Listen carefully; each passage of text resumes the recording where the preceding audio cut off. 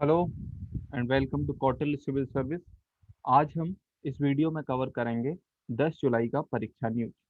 तो सबसे पहली न्यूज यूपी की है कि उत्तर प्रदेश में पाया गया कप्पा कोविड संस्करण, यानी एक और वेरिएंट मिला है यूपी में जिसका नाम है कप्पा। तो लखनऊ के किंग जॉर्ज मेडिकल कॉलेज में नमूनों की जीनोम अनुक्रमण के बाद यानी जीनोम सीक्वेंसिंग के बाद मामले सामने आए। जीनोम सीक्वेंसिंग एक प्रयोगशाला प्रक्रिया है जो म्यूटेशन को चिन्हित करने और कोविड 19 रोग के प्रकोप को ट्रैक करने के लिए महत्वपूर्ण है। कप्पा वेरिएंट क्या है? यह B1617 के 3 उपवंशों में से एक है। इसे B1617.1 के रूप में भी जाना जाता है।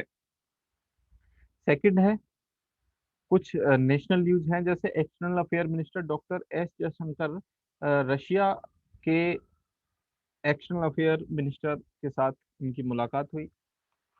सेकंड है कि ब्रिक्स मेंबर कंट्रीज हैं, उन्होंने साइंस टेक्नोलॉजी और इनोवेशन को ध्यान में रखते हुए एक BRICS innovation cooperation action plan स्वीकार किया है, जो कि इंडिया ने प्रपोज किया था 2021 से 2024 तक के लिए। ये एक्शन प्लान है।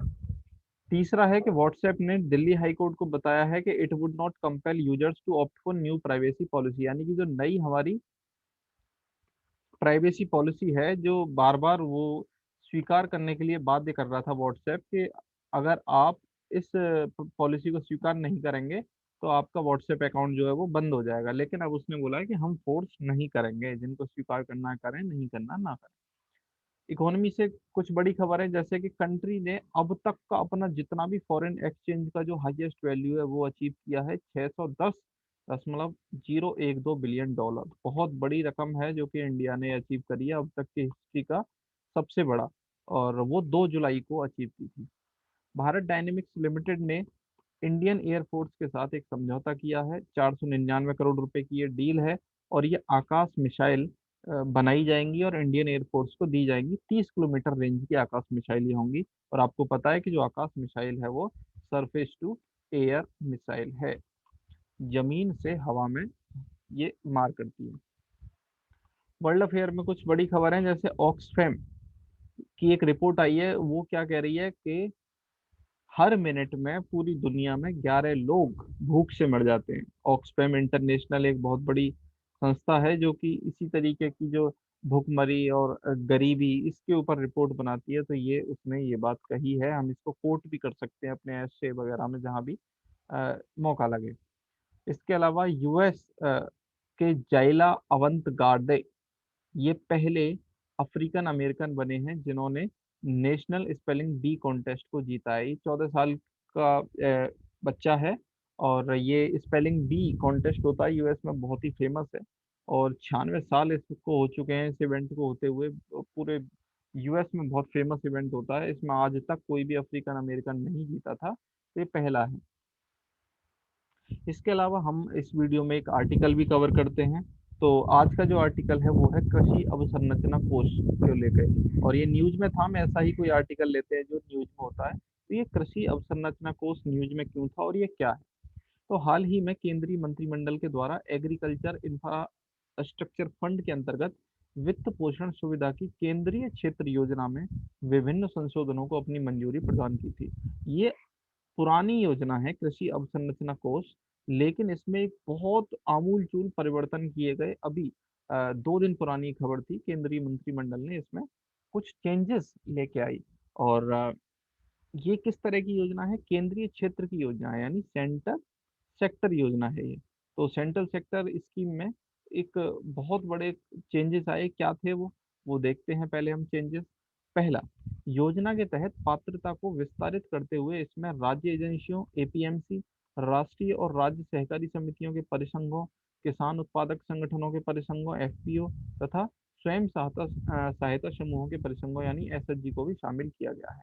पहले जो एग्रीकल्चर इंफ्रास्ट्रक्चर फंड था, उस फंड में जितना भी पैसा है उसका लाभ ना तो एपीएमसी को मिलता था, ना जो सेल्फ हेल्प ग्रुप हैं उनको मिलता था, ना ही जो फार्मर्स प्रोड्यूसर ऑर्गेनाइजेशन है उनको मिलता था। अब उस फंड से पैसा इनको भी मिलेगा, एक बहुत बड़ा चेंज है। इसके अलावा कृषि उपज बाजार समिति यानी एपीएमसी के लिए एक ही बाजार अहाता के भीतर विभिन्न अवसंरचनाओं जैसे कोल्ड स्टोरेज, सर्टिंग, ग्रेडिंग, परख इकाइयों, साइलों आदि की प्रत्येक परियोजना के लिए 2 करोड़ रुपए तक के ऋण पर ब्याज सहायता प्रदान की जाएगी। यानी कि एक ही मंडी के अंदर सारी सुविधा हो, कोल्ड स्टोरेज भी वहीं का वहीं हो, और बाकी जितने भी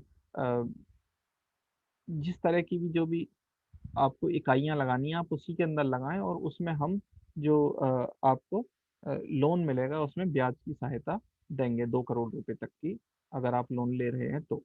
नेक्स्ट है, कृषि और किसान कल्याण मंत्री के लिए योजना में किसी लाभार्थी को शामिल करने या हटाने के संबंध में आवश्यक परिवर्तन करने की शक्ति प्रदान की गई है। यानी कृषि मंत्री की इसमें पावर थोड़ी बढ़ाई गई है कि अगर वो चाहें तो एपीएमसी को हटा सकते हैं, एसएसजी को हटा सकते हैं, या किसी और नए ऑर्गेनाइजेशन को जोड़ना है तो जोड़ सकते हैं। ये सब कृषि मंत्री ही कर सकते हैं, उसके लिए अलग से कैबिनेट के बैठने की जरूरत नहीं है। चौथा है कि वित्तीय सुविधा की अवधि 4 वर्ष से बढ़ाकर 6 वर्ष अर्थात 2025-26 तक कर दी गई है, और इस योजना की कुल अवधि 10 वर्ष से बढ़ाकर 13 यानी 2032-33 तक कर दी गई है। यानी ऑलरेडी ये योजना 2020 से चालू थी, एग्रीकल्चर इंफ्रास्ट्रक्चर फंड। अब जो है इसकी जो अवधि है वो 13 वर्ष तक यानी 2033 तक ये योजना चालू रहेगी, और जो वित्तीय सुविधा है वो अब 2025-26 तक दी जाएगी। यानी जो 2 करोड़ के लोन वाली जो बात हो रही है ये 2025-26 तक दी जाएगी। अब थोड़ा और जानते हैं कृषि अवसंरचना कोष के बारे में। पहला कि कृषि अवसंरचना फंड ब्याज छूट तथा ऋण गारंटी के जरिए फसल उपरांत प्रबंध अवसंरचना तथा समुदाय खेती के लिए व्यवहार परियोजनाओं में निवेश करने के लिए एक मध्यम दीर्घ अवधि ऋण वित्त पोषण सुविधा है। यानी बेसिकली लोन देना है अगर आप इन सारे कामों को कर रहे हैं तो। सामुदायिक खेती कर रहे हैं आप, है ना, बहुत सारे लोग मिलकर जैसे एफपीओ बना लेते हैं, तो उसमें आपको कुछ लोन मिलेगा कम ब्याज पर। इस योजना के तहत सालाना 3% की ब्याज छूट के साथ ऋण के रूप में बैंकों तथा वित्तीय संस्थानों द्वारा 1 लाख करोड़ रुपए तथा 2 करोड़ रुपए तक के ऋण के लिए सीजीटीएमएससी के तहत क्रेडिट गारंटी कवरेज उपलब्ध कराई जाएगी। पात्र लाभार्थी कौन कौन है इसमें, तो ये सब हैं, पीएससी हैं, और आपके एफपीओज हैं, एसएचजी हैं, जॉइंट लाइबिलिटी ग्रुप है, बहुत सारे लोग इसमें लाभार्थी हैं। ब्याज में छूट अभी बताई गई कि 2 करोड़ रुपए तक की सीमा तक में 3% की छूट दी जाएगी, और ये 7 वर्षों के लिए उपलब्ध होगी।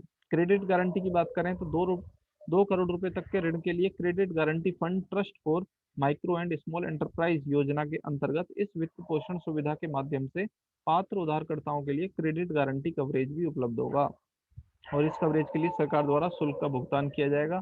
इसके प्रबंधन की बात करें तो इसकी निगरानी के लिए एमआईएस प्लेटफॉर्म के माध्यम से इसकी सुविधा दी जाएगी।